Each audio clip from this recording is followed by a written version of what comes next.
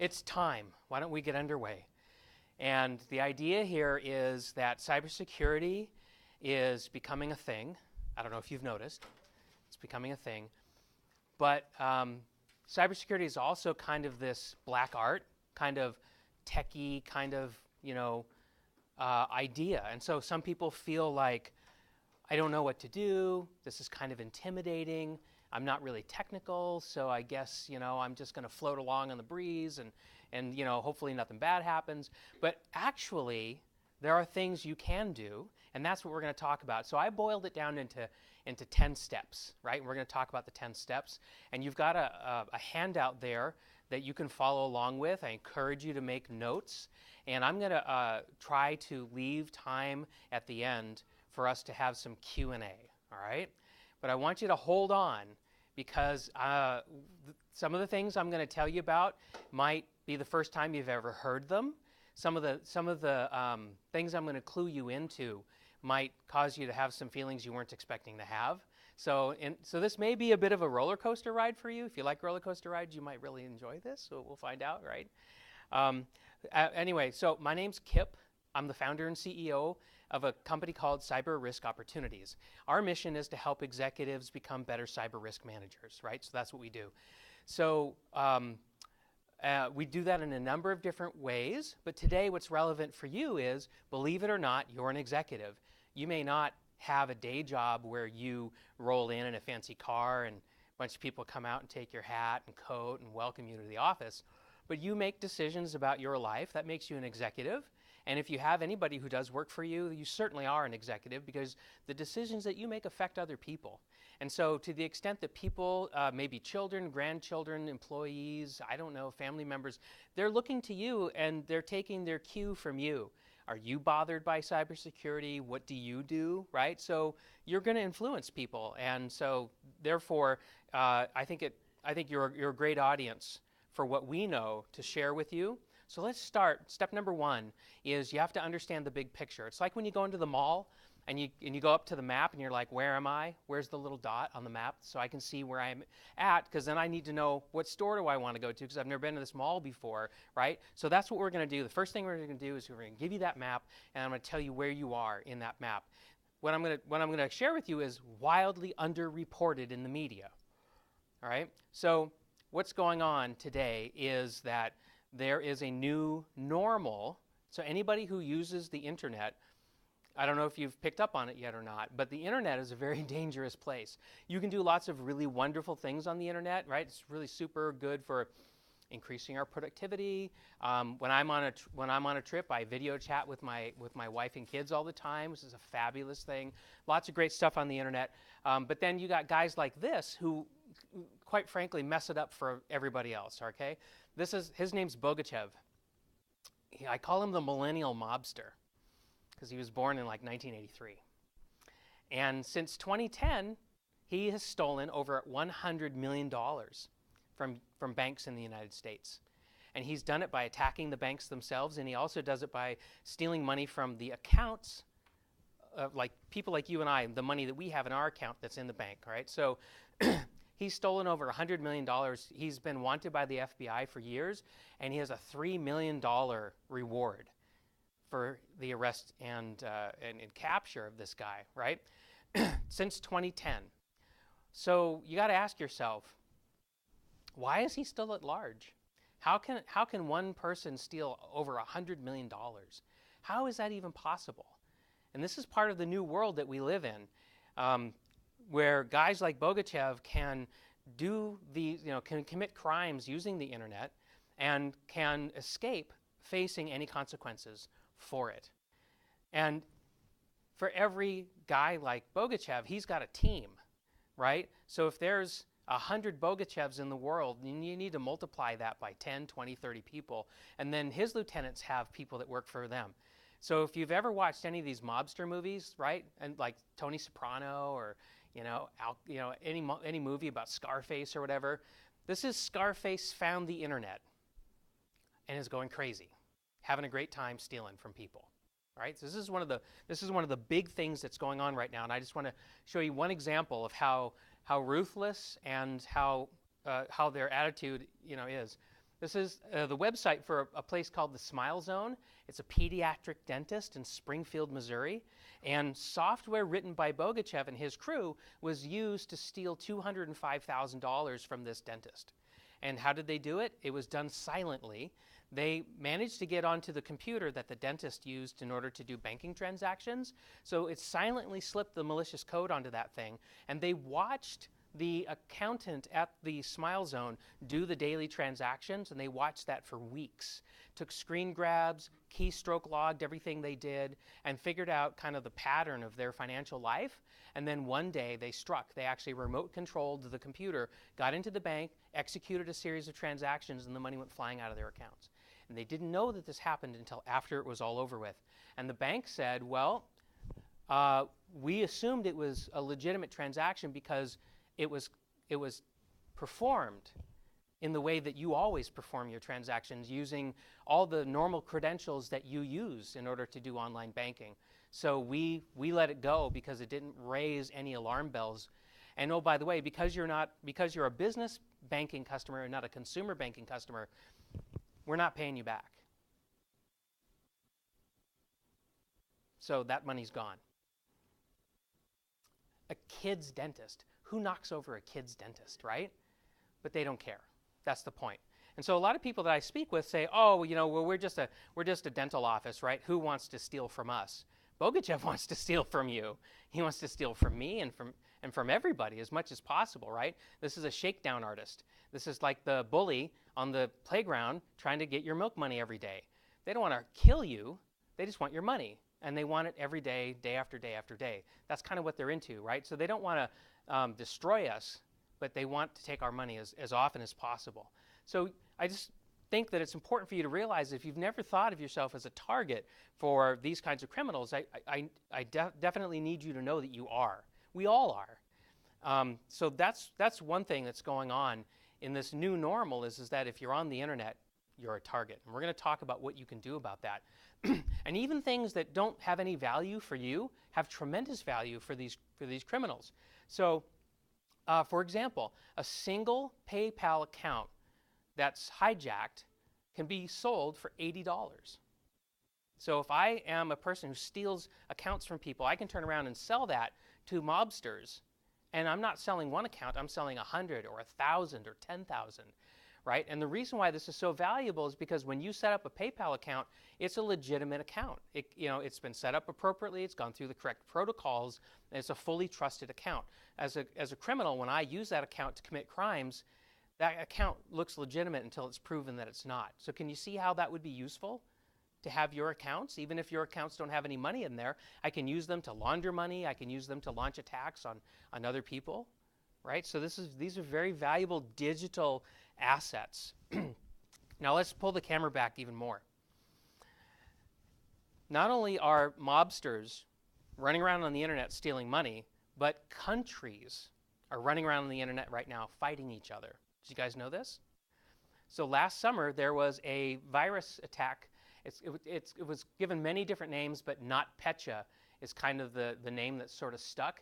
And it was seen as a form of ransomware. You guys heard of ransomware before, right?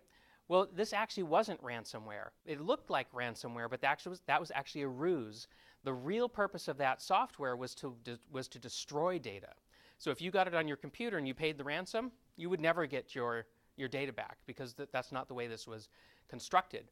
What this really was, it was an attack, we think from the Russians against Ukraine. And the malicious code was so virulent, so effective, that it actually blew up way more computers than they ever expected. It spread across Europe, whereas we think it was only meant to disrupt computers in the Ukraine. And as a result, publicly traded companies like this one here, this one's called TNT, they're a subsidiary of FedEx, and they do small package delivery all over Europe. These guys their computer systems were so damaged by this NotPetya virus, and they weren't even a target, that they reported $300 million in losses in just the first quarter following the infection that they suffered.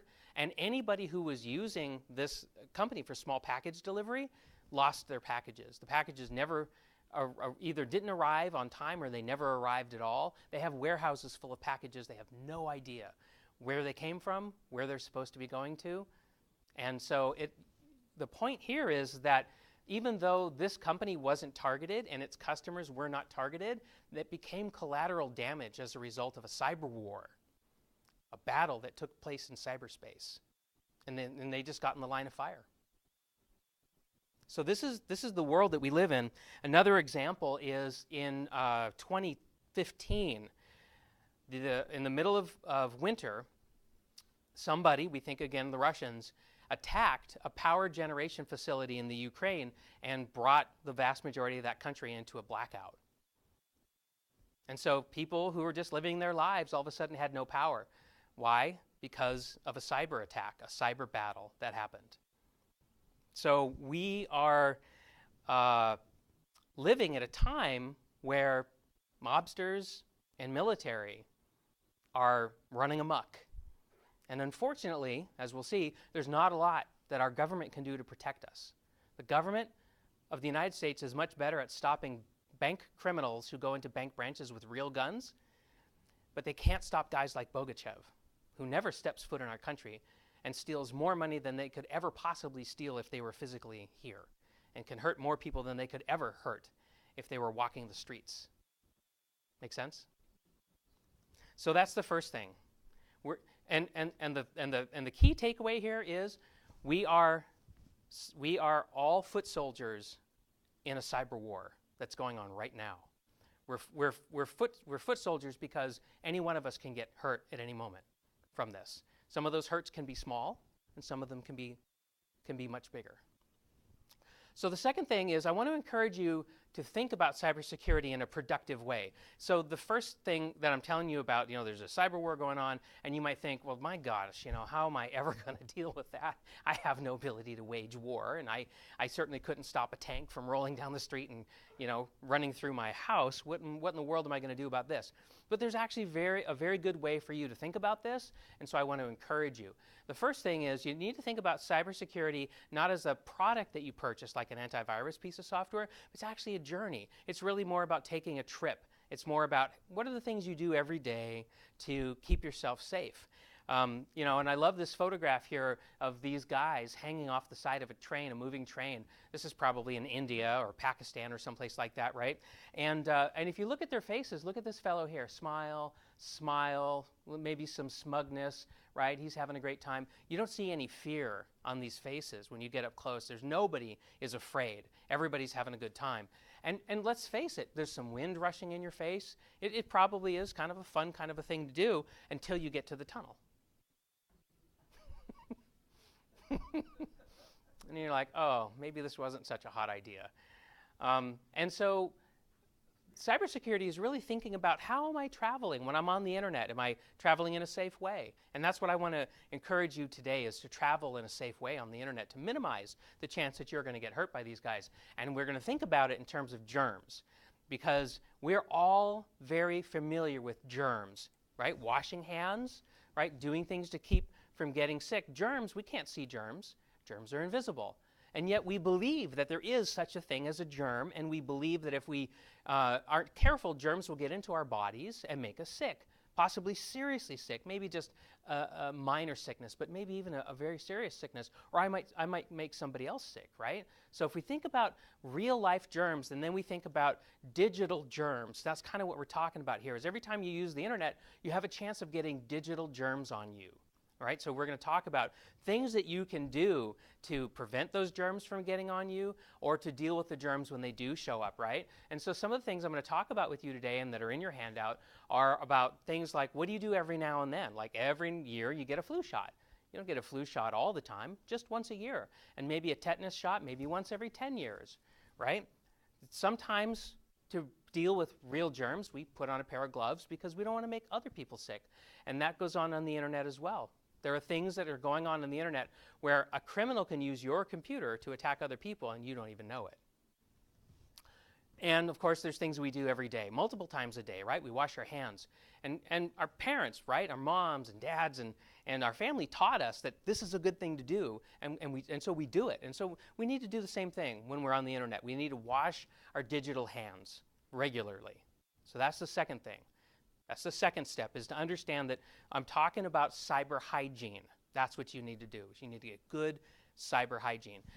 Step number 3, phishing. You guys heard about phishing before? Right?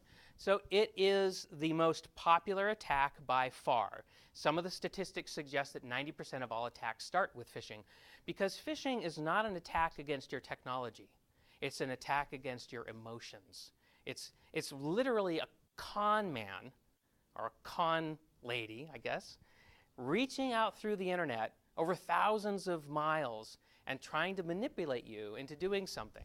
That's what phishing really is. And so one of the things you can do is you can actually sign up for this free service. It's called OpenDNS. And if you sign up for it, it's free. It will actually customize, it'll filter the traffic that's coming to and from your house in order to prevent identity theft. So it actually knows when a phishing attack has occurred, and it will automatically protect you against that attack. Now, it's not 100% guaranteed to work every single time, but if you don't have anything right now, this is a great next thing to do. All right, it's making sure that those digital germs don't come into your house over your internet connection. So what this is really about. Does that make sense? Now, there's other things in your handout that that I would call your attention to. So if you think that, well, I know a phishing attack when I see one. Well, what's happening is that things are getting the attackers are getting super good at it, right? So if you want to test yourself, I've actually got a little phishing quiz that you can go and you can actually test yourself and see how good are you at spotting a real phishing attack versus a legitimate message that you might receive in your email. Of course, the old advice about never opening email attachments that you don't expect applies. And never say yes to a prompt. If you're out surfing the internet and you get this dialog box that says, hey, your flash is out of date, click here and I'll update it for you. Never do that. Never do that. Because what that really is it's another attempt to trick you. Not always, but often it is. And we can't tell the difference. So never do that. If you want to update your software, make sure you say to your computer, hey, I want to update my software right now. And click that button and make your computer go out and request the updates. Never respond to those things coming at you. So, if you have questions, write them down, all right, so that we can get through the material. But I'm happy to answer your questions once we get through, right? So number 4, the fourth thing you want to do is you want to stop malicious code. And so there's some things that you can do there. Now, malicious code can either hurt you immediately, for example, the ransomware, or it can hurt you later. So remember I told you the story about the pediatric dentist? Well, they got malicious code on their computer, but it came in silently. So they had no idea it was there. And so people were able to monitor their activities for a long time before they actually struck. So realize that malicious code can be present on your computer without you even realizing it. It's possible. Now, one of the things that you can do with your computer is you can see here I've got a screenshot of a logon screen, and see this administrator account right here that somebody's just put the password into? You never want to be the administrator on your computer when you're doing email, browsing the internet. You want to get away from that. You want to stop doing that. Because most malicious code assumes that you are using the administrator account, and if you're not, if you're using an account that has less privileges, then the malicious code will not work. Does that make sense? It's counting on you to have a lot of rights on the computer when it shows up, and if you don't, then it's like a dud. It's like a bomb that does not explode. Now, I'm going to give you a lot of things to do today that are perhaps very technical. If you don't feel like you have the skills to do it, then if you're not nerd enough, in other words, then go find a nerd. You probably already know one, and get your nerd to help you. All right? Because this stuff isn't really, quite frankly, in the big scheme of things, it's really not all that tough, but it does take a little bit of skill, possibly a little bit of experience. Make sure that you have your antivirus turned on. There's a free antivirus package called Windows Defender. It comes straight from Microsoft. It costs you nothing. You just have to turn it on and let it do its job. So if you're using antivirus software from, say, Norton or Symantec or any of these other companies, I would encourage you to stop, because you're probably wasting your money. The Microsoft stuff is excellent, just as good or better than anything that you can buy right now. And so I would get rid of whatever you're paying money for, and I would go with this. It's very, very good. Free Wi-Fi. Who doesn't love free Wi-Fi? Well, I don't. It's like swimming in a public pool that isn't chlorinated. Could you just imagine, right? A slimy public pool that, you know what goes on in public pools. And there's no chemicals and there's no management to make sure that that's not harmful. Well, public Wi-Fi can be like a public swimming pool that doesn't have enough chlorine in it. Why? Because anybody can connect to it, and a lot of times criminals are monitoring these public Wi-Fi hotspots, and they're scanning everybody who connects to it, and they're trying to drop as much malicious code onto those computers as they possibly can. And you may not see it show up, but it's there. So I say, don't use the free Wi-Fi. Most of us nowadays have a hotspot in our phone. Use that. Way better. Not just for security, but you're going to get much, much better performance because you're not sharing that connection with anybody. Public Wi-Fi, you're sharing it with everybody. So you can get really slow performance. But if you use the hotspot on your phone, you're going to probably get very, very good performance in comparison. And it's going to be safer. Another thing that you're going to want to do is you're going to want to do an ad blocker, right? And there's many that you can choose from. I like this one. It's called uBlock Origin. So this is a great one to get, and it's an add-on for your web browser, and I think this is available for almost any web browser. And you want to block these things, and the reason why isn't because ads are a horrible, thing, for people to make money with websites out there. That's not the point. The point is that the ad networks, in other words, the computers that serve up the ads, are a favorite target for guys like Bogachev, because there's not much security around those ad servers, and when they show up in your browser, a lot of them just run automatically, don't they? And when that happens, that's a way for them to get malicious code on your computer. So it's good to use an ad blocker. You want to make sure that you're installing your software updates, and if you're using Windows 10, you don't even need to do anything. It should just be happening automatically. But if you're using an older version, or if you're using like a Mac OS, then you're going to want to make sure that you're configured to get these updates, and not just for your operating system, but also for Microsoft Office if you use that, or if you use Adobe Flash or Adobe Reader or something like that. You want to make sure that you stay up to date as new patches are released, because that's the best way to stay out of trouble these days. All right. On your handout, there's a couple of other things that I want to point out. The bottom of page 1, never pay ransom to get control of your data or your systems back. It's a bad idea. Bad idea to pay ransom, and I'll tell you why. There's 2 reasons. One is you don't know that the criminals are actually going to give you your files back. They typically do, but not always. And the other reason is because every time you pay a ransom, what you're really telling these malicious actors is, hey, if you attack me, I'll pay you, right? You're actually voting for more attacks. This is not good for our community. So, but we're going to talk about things that you can do to make it so that when if you are attacked, it's not going to hurt you. Backing up your data is your number one thing that you can do. Get a good data backup. That way, if you get attacked, you can say, no problem. All my photos and financial information is safe, and I can just wipe my computer and I can start again. All right, identity theft. In 2017, there were 16.7 million identity theft victims. That's what was reported. Most people probably don't report, so I think that number is pretty low. But there's a lot of crime associated with identity theft, and the thing for you isn't so much that it's going to hurt you financially. It's just that it's going to consume hundreds of hours of your time to recover from a successful identity theft. It's going to trash your credit score, is what's going to happen, and your ability to access credit is going to be messed up. Or if if somebody will grant you a loan, it's going to be at a really high interest rate, and you're not going to want to pay that. So, and the best thing to do for monitoring identity theft is to monitor your credit score. So watch your credit score. If it takes a sudden, say, 100-point drop overnight, something's not right. Somebody probably has stolen your identity. So keep an eye on that. Freeze your credit.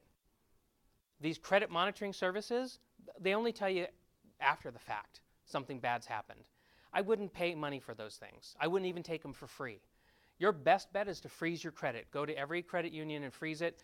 If you go to Equifax and freeze it, it's free until June 30th because they had their enormous hack.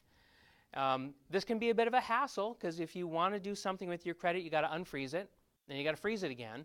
But this is the only way to make sure that you're not going to become a victim of identity theft. You also want to turn on alerts. So go to your major accounts, your brokerage accounts, wherever you keep your money, and you're going to want to turn on alerts so that anytime a large transaction happens, you find out immediately. All right, so that's step number 5, and I've got some other items. What else? Oh, your mobile number. Call your mobile phone carrier and tell them you want to set a PIN to prevent anybody from porting your phone number out of your carrier to another carrier. So if you're with T-Mobile and I'm a hacker and I want to get into your financial accounts, I'm going to call, I'm going to pretend to be you, and I'm going to have your phone number sent over to AT&T. And then I'm going to be in charge of your phone number. And guess what? All these alerts are now going to go to the hacker's phone. And every time they try to log into your bank, the bank's going to send that PIN to the hacker's phone. And that's how they take control of your accounts. So call up your mobile carrier, tell them you want to put a PIN to block anybody from trying to steal your mobile number. And that'll be a really good thing for you to do. Step 6, you want to avoid financial cyber theft, right? And so this is where we have to talk about passwords. 3 out of 4 people use the same password for multiple accounts. Horrible practice, terrible. If you're doing that, stop it immediately. And I'm going to show you how in a moment. By the way, these are the top 25 most common passwords. Don't tell me if you do, but if you see your password up here, that's not good. So that's why we have to get away from passwords, or we have to do more than just have passwords, right? Because so many accounts have been broken into that we have millions and millions and millions of broken accounts out there, and we can actually go out there and study and find out what are the top passwords that people are choosing. And if I can do this as a criminal, then I can take these passwords plus another 1,000 or 5,000, because they're all floating around there on the internet, and I can write a piece of software that takes these passwords and puts them into my cyber gun, and I can shoot these passwords and a bunch of email addresses at the bankofamerica.com website, and I can just keep firing until one of them actually works. You see how that goes? This is not a bored teenager sitting around with nothing better to do, just randomly trying stuff. This is all automated now, fully automated. All the technology that lets Amazon challenge Walmart is in the hands of Bogachev. Think about that. That's what's going on. He has everything Amazon has, and he can throw it at us. So it's pretty grim. You want to get a password manager, and here are 2 that you can choose from that I recommend. 1Password, which is the one I use, or LastPass, which is also a very good choice. You don't want to use the password manager in your web browser, and you don't want to use a free one that you download off the internet. You want to pay something for your password manager because that means it's going to be maintained. And if any vulnerabilities show up with these, they're going to get fixed, and they're going to get fixed quickly. And you're going to have smart people working behind the scenes to do the encryption correctly and the key management correctly. You don't want to worry about that. So you want to make sure you pay something so that the right people are taking care of that for you. And when you're using a password manager, you can set strong passwords like this. See this gobbledygook here that nobody could ever possibly remember? Well, your password manager will remember that for you. And every website you visit will have a different, long, complicated string of junk like this. And so if somebody breaks into one of your accounts, they can't break into any of your other accounts by stealing this. Does that make sense? You know those security questions that you got to do all the time? Never give the real answer. Always give a made-up answer. What is the name of the first school I attended? Vega 98133. Doesn't make any sense, does it? But that means nobody can guess it either. If I've got a Facebook account and everybody knows what high school I went to, oops. That means I can call and I can pretend to be you, and if they say, what was the name of the first school you attended, and I've been all over your Facebook page, I can start guessing, and I'm probably going to get it right eventually. So these Bogachevs of the world are downloading all the information that we put up on Facebook, and they're organizing it into detailed files, and they're using it to come get us, come get our money anyway. So what's great about your password manager is you can stuff these questions and these nonsense answers into your password manager, and then that way when you're on the phone talking to somebody and they say, hey, I just want to verify your identity, so could you tell me the name of your first school you attended? You just whip up your password manager and you know exactly what the answer is, but nobody can guess it. Make sense? Another good reason to have a password manager. Now, if you really want to really want to lock things down, you want to do something called two-factor authentication, and you probably get this with your banks already. You log in, your bank sends you a code, you look at the code, and then you put that in, and then it lets you go in. That's called two-factor authentication. But doing it as a text message, as I just explained to you, is kind of risky. So what you really want to do, if you can, is you want to get an app.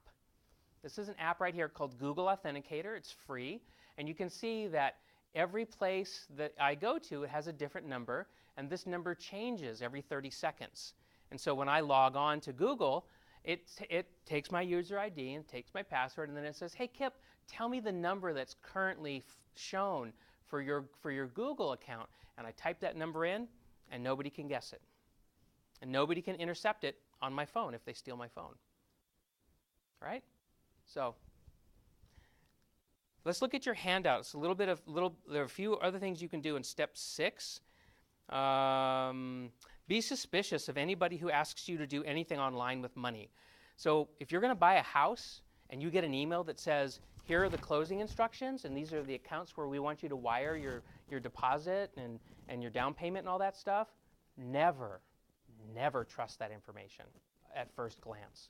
Call somebody on the phone or go and visit somebody in person and say, this is what I got on an email. Would you look and tell me if that's right? Because people are stealing people's down payments on real estate left and right. It's going on. People are losing hundreds of thousands of dollars to this scam. Businesses are too. So you buy a piece of commercial property. And what's happening is that the Bogachevs of the world are breaking into the title companies and the realtors, their computer systems. And when they see that closing instructions are getting ready to go out, before it gets sent out, they silently go in there and change the numbers so it's their account. And then it goes out, and then you set up the wire, and the money goes off, and the money ends up in a bank account in Shenzhen, and you can't get it back. So be very, very careful when anybody asks you to move money over an email or anything like that. Long trips. There are some issues with taking a long trip that I want to alert you to. And one of them is that when you cross a major border these days, whether it's the US border or China or Russia or some of these other ones, you can expect, although it doesn't happen all the time, that they're going to take a copy of all the data on your devices. So that means you need to be prepared for that possibility. That means when you travel, don't travel with devices that have any sensitive information on those devices. So that either means you need to take a phone that is like a temporary phone, or it means that you need to back up your phone and then wipe it back to its factory default settings and then go that way. If you bring a laptop or a tablet, you should do the same thing. You should wipe all of your sensitive data off that device before you leave the country, because you never know who's going to stop you at a border and ask you to unlock your phone and then copy off the contents. And it's legal. They can do it when you try to return to the United States, even though you're a U.S. citizen. It's perfectly legal for them to do this. It's being fought about in courts right now.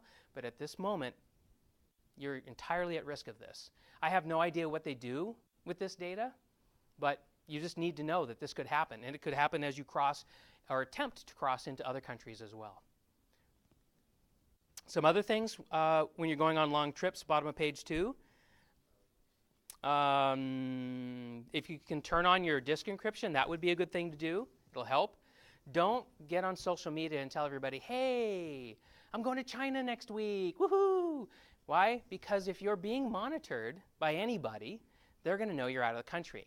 I had a man come up to me after I gave a presentation like this, and he said, I went on a big trip. I'm a retired educator, and I went on a big trip, and while I was gone, somebody called up my broker and attempted to empty my account.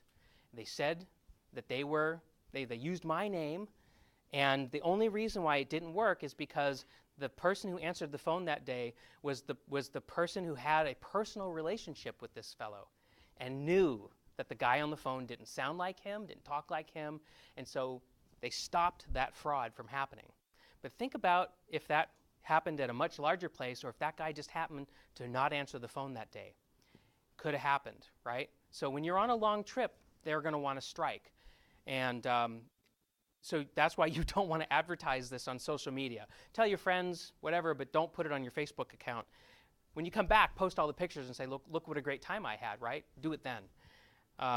And you probably want to let your financial advisor, your broker, if you're in the middle of a real estate transaction, tell your realtor, hey, I'm going out of the country for a week. Don't believe anything anybody says if they call you up and say, hey, move money or anything like that, because that's not what I'm going to be up to.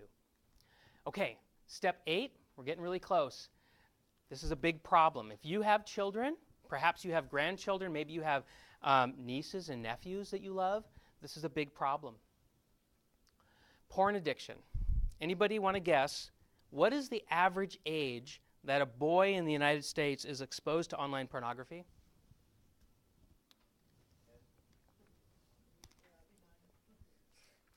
Um, 12 years old.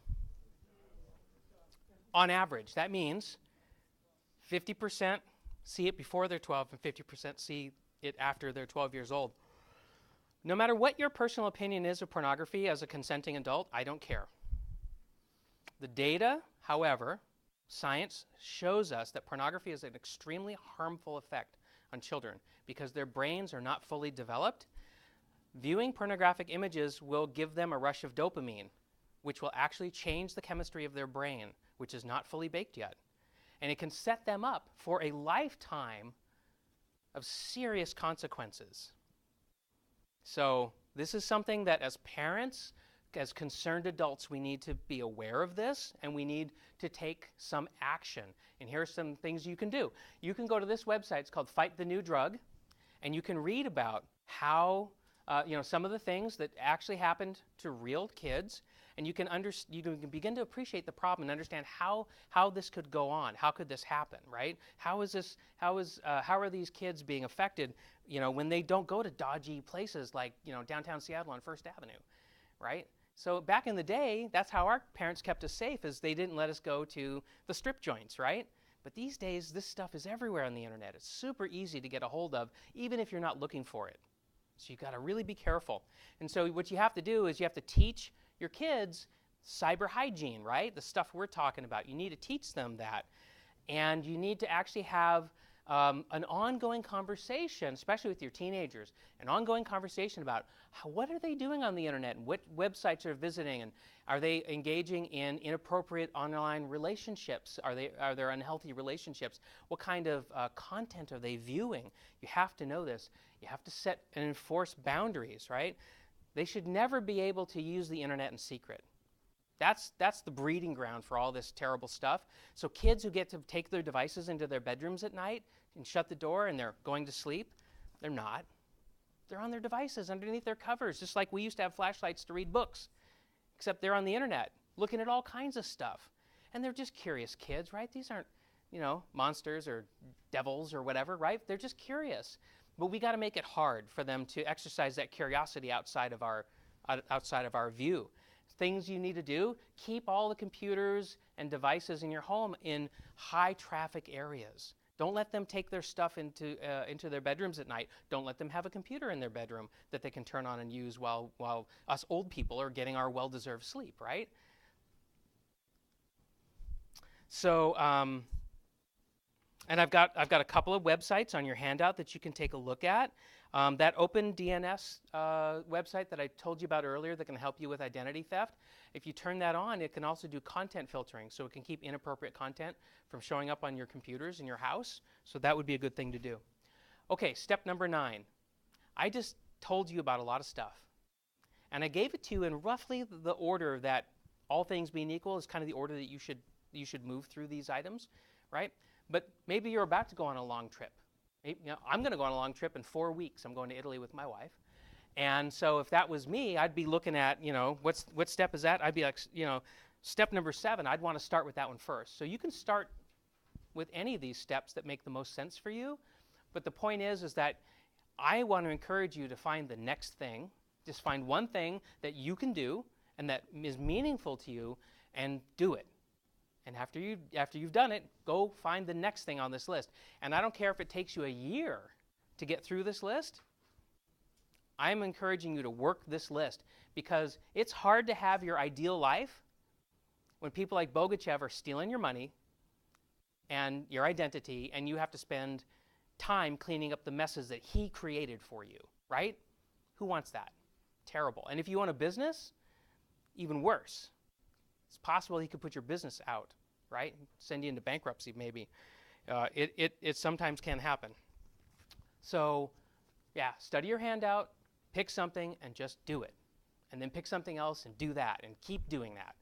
I've got my email address on the bottom of every page. You can drop me a note if you have questions after we get done today. But what questions do you have now? Yes, sir. Contacted Equifax about the breach, and they had a tool on their website that I was actually directed to by Mike and JB to check. And so I went through the family list. They said that none of those came up as at risk. So taking the next step on there, they also seem to have closed their year of monitoring on January 31st. You said June 30th. What was that date related to? So that June 30th date is related to credit freeze. Okay. Credit freeze. Yeah, so you can call them up and say, I want you to freeze my file, and they won't charge you a fee for that. Now, how does that relate to Experian and whatever the third one is? Yeah, so there's Equifax, Experian, and I think it's TransUnion, or did they rebrand? It's hard to keep up with these guys. Yeah.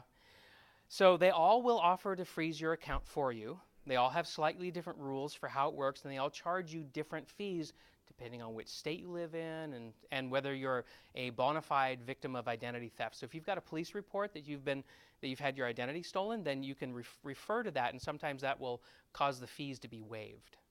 Okay? But something you should know about that website that you went to check to see if you were a victim, total bunk. Total bunk. We've had security researchers go out there and put the same names in rapid fire and get different answers every time. Or just get the same answers, but multiple answers coming back at different times. But you can't trust it. I would not trust it. Equifax handled that data breach disastrously, horribly, total dumpster fire. I mean, it was just, you tried to do the right thing and follow their instructions, and you would end up at websites that didn't even belong to Equifax. I mean, they were advertising websites on Twitter that they didn't even own. So it was a real, crap show. Your best bet is to freeze your credit. Yes, sir. You talked about going into countries. Is Canada a country that will copy your devices? I don't know that they are today. That doesn't mean they won't start doing it. You have to be prepared for that to happen no matter what country you go into. And it can certainly happen on your way back from Canada, re-entering the United States.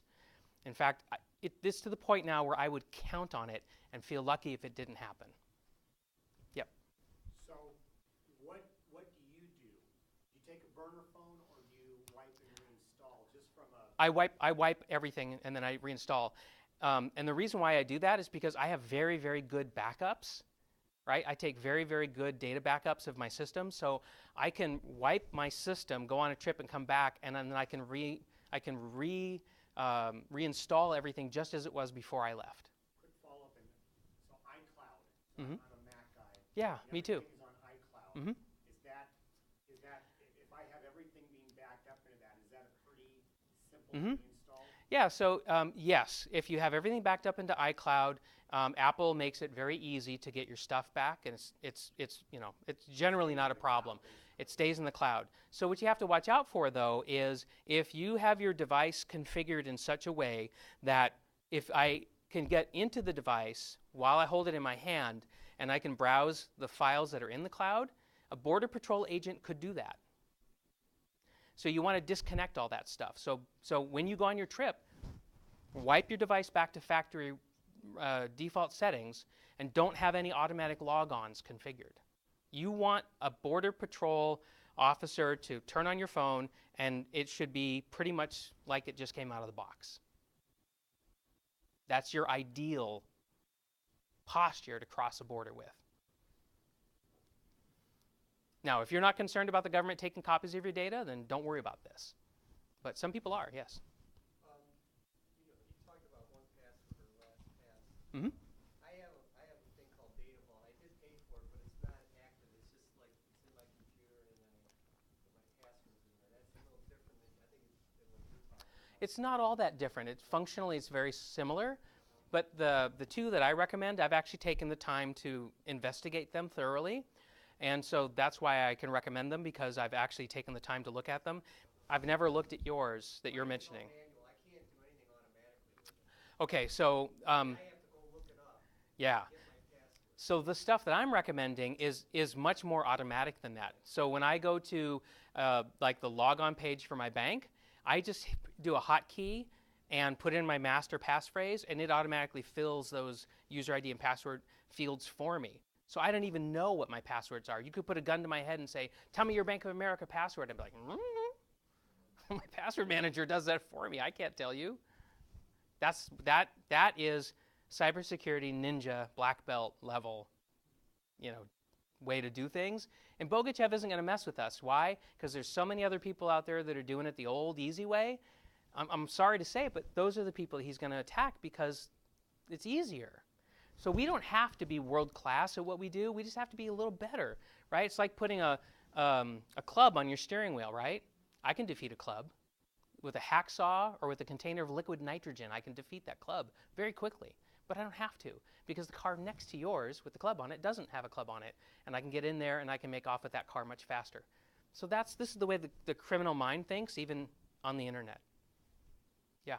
Just a real quick thing on apps. We've talked before about this. My Uber account was hacked. Yes. It was hacked after Uber was hacked.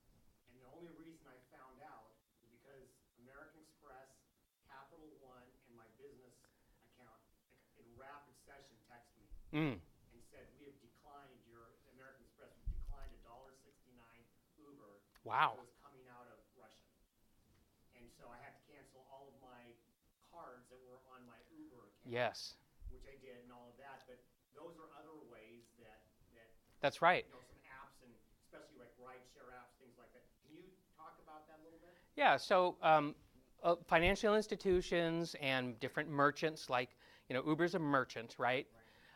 They are getting better and better and better at detecting fraudulent activity and blocking it, because they're left on the hook when those fraudulent transactions go through. As consumers, they give us our money back, but that money came from somewhere. It comes out of their profits. So they don't really want a lot of fraudulent transactions. So over time, we can expect more and more and more fraud detection. I was just trying to make a reservation the other day online. I was trying to buy train tickets to take my wife and I from Rome to Venice on a particular day. And I was on the website on the Italian train authority, and I had crafted this whole itinerary, pounded in my credit card information, and just as it went to the point where it was going to do the transaction, I got a text message from my bank saying, "Really? Is that you?" and it canceled the credit card transaction, blew away my entire itinerary, and then I had to respond, "Yes," text message, and then it said, "Okay, just checking, you can do it again." So you had to re-enter it? I had to re-enter everything. And I'm just like, gah.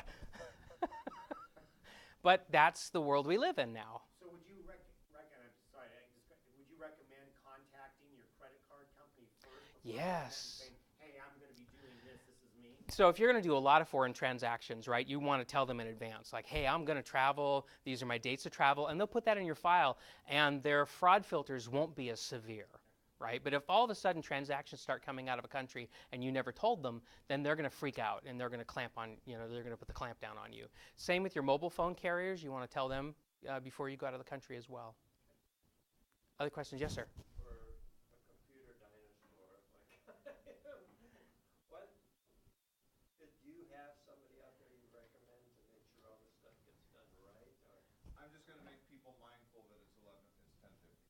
Okay. Is it time to switch classes? They can go on a 10-minute break, and then the next class is going to start at 11. Thanks, Professor. You bet. Thank you.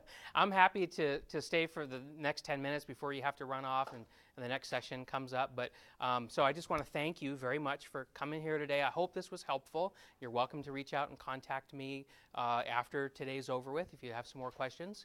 All right? So thank you very much. To your question about, who do I recommend? There's no retail establishment that I can recommend. The quality of service you're going to get is going to be incredibly uneven, depending on whether the person that they assign to help you, how trained they are, and you really have no control over it. And I've had the experience where well-intended but ignorant people have given bad advice. So my recommendation is still look around your circle of people that you know and find the technologically capable ones, ask them to help you, or ask them for a referral to somebody who can help you. That's really your best bet in this day and age. If you own Apple products, you could go to the Genius Bar. They're very good. As a rule, they're very good. So, and if you don't have Apple products, you could switch to Apple products, and then you could go use the Genius Bar, and they would help you. So but I sorry. I wish I could say, here's the answer. Yes. What's your feeling about LifeLock? It's a waste of your time and money. Yeah. I don't know if you remember, but the CEO of LifeLock, when he launched his company, he was so sure of his service. Do you remember how he put his Social Security number on the advertisements? His personal life got destroyed. Absolutely destroyed. Because he did that. Because his service did not do what he advertised that it would do, which is keep you out of trouble. It didn't. It still doesn't. Sorry. So what do you do then? What is it? You freeze your credit. You call the credit union or credit bureau. Yeah. And you say, freeze my account. Until what? Until you need to use it again? That's correct. They'll issue you a PIN. I guess that's why I didn't okay, so I didn't understand that. Maybe I was a little bit slow. Yeah. So you're saying nothing's happened in your life, but you freeze your credit until you need to use it. That's right. You freeze it, and then when you need it, you're going to buy a home, you're going to buy an automobile or something where you need a credit. You need more credit. You call up your credit bureau and you say, I'd like to unfreeze my credit because da-da-da-da. They'll say, that's great, Mr. Whedon, what's your PIN? Because they'll have you set a PIN. You give them the PIN, they unfreeze your file. When you're done doing what you need to do, you call them back up and say, I'm done, please freeze my account again. So do you do that with all the credit cards? You have to do it with all 3 credit bureaus. And you get a PIN for each one? That's correct. When you get a loan, will the company tell you what credit bureau they're going to work at? It's possible, but all of this is so cutting edge, it's really bleeding edge. So I don't know.